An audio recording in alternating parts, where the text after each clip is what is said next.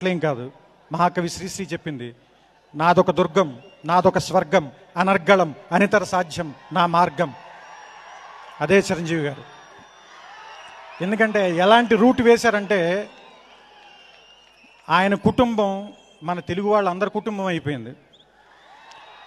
ఆయన తమ్ముడు మనందరికీ మన ఇంట్లో మనిషి అయిపోయాడు. వాళ్ళ అబ్బాయి మన ఇంట్లో పిల్లాడైపోయాడు.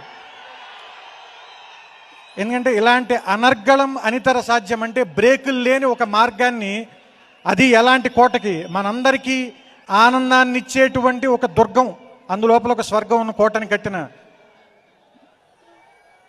నా అభిమాన హీరో మెగాస్టార్ చిరంజీవి గారికి నమస్కారం సార్.